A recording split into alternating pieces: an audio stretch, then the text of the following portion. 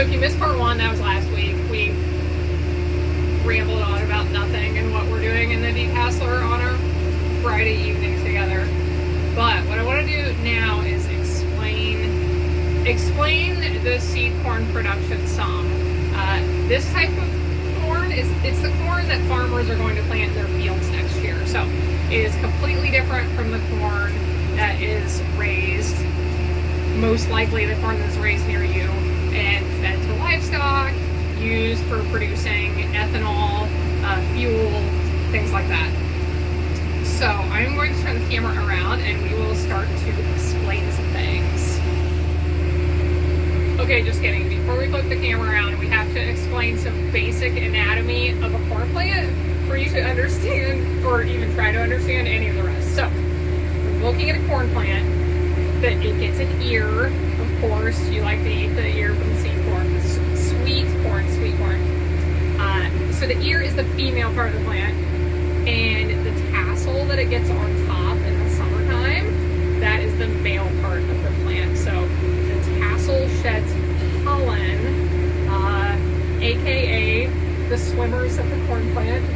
So then the pollen has to land on the silk. Was that appropriate? Inappropriate? The pollen has to land on the silk that comes out of the ear to pollinate, fertilize. The words probably aren't going to come to me now, but basically, so when pollen lands on a piece of silk, that will form one kernel on an ear of corn. So the male and female is important in this whole seed corn thing. So now I'm going to flip the camera around. Okay, so while we're doing this, you should pay attention to whether Farmer Matt is driving straight or not. He doesn't always have to use his driving skills anymore when he's using auto steer, but the Detasseler does not have that, so we'll see if he can keep it on the row. Okay, so this is seed corn. If you notice, we have 4 ears here, 4 rows here that I'm gonna scan down. They're actually pulling the tops out of the 4 rows here directly in front of us, and then 4 rows over there, and 4 rows over here. And then we're leaving the tops on a few of these rows. So let me explain what is going on. And another little bit of history that may help. So most corn grown in fields in the US, or anywhere really, today is cross-pollinated. So when you cross-pollinate 2 different varieties, you are going to get an improved variety across that has the good traits of both, is the idea. So to produce that cross-pollinated corn, we have to do this very complicated process that I'm going to try to explain here. So they started cross-pollinating corn, we think like in the 1940s, but when they did this, okay, we're gonna have to turn around here in the mud puddle.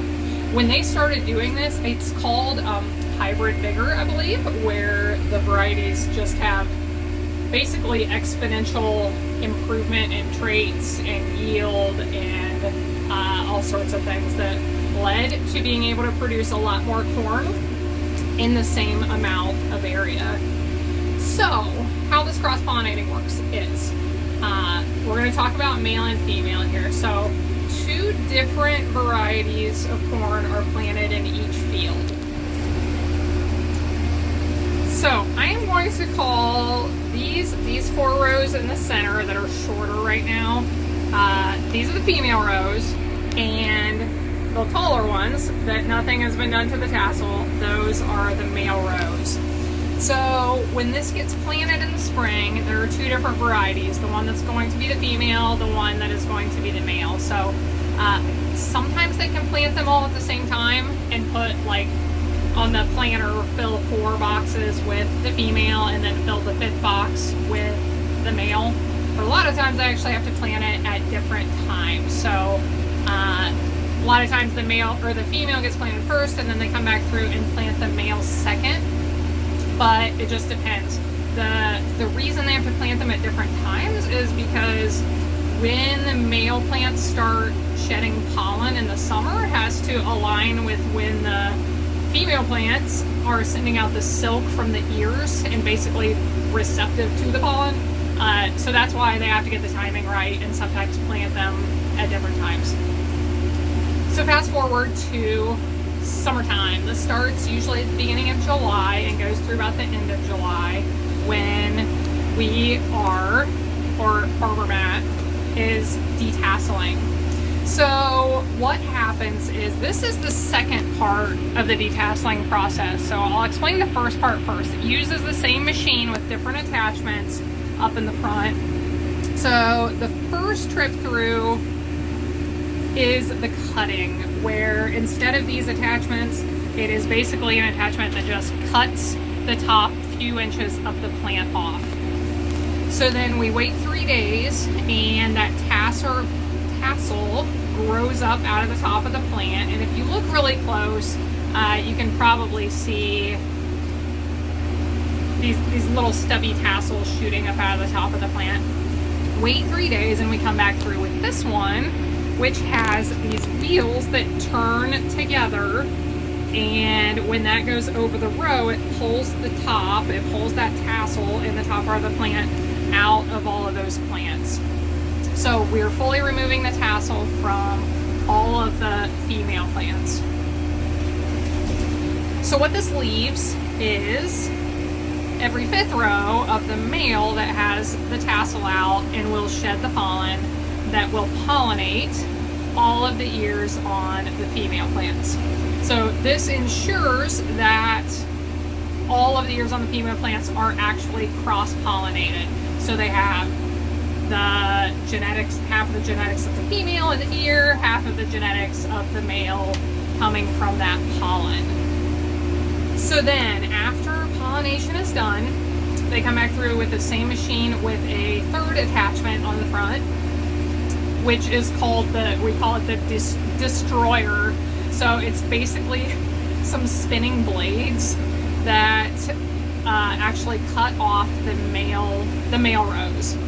And the reason for that is we want to get rid of those plants. We do not want to harvest the ears from the male plants because they may have been self-pollinated, and we only want the ears that were cross-pollinated. So the male gets destroyed, and then in the fall, the female is what will be harvested. So I know that was kind of a lot of details. When harvest comes, when fall comes, I'm definitely going to have to make a video, maybe a couple. Harvest is really a neat process. That's my favorite part of the seed corn production, and probably Farmer Matt's favorite too. So you haven't really gotten to see a whole lot here. Oh, smile, Farmer Matt. So there's the field. It's a pretty big field. How long have you been working on this field? Couple hours.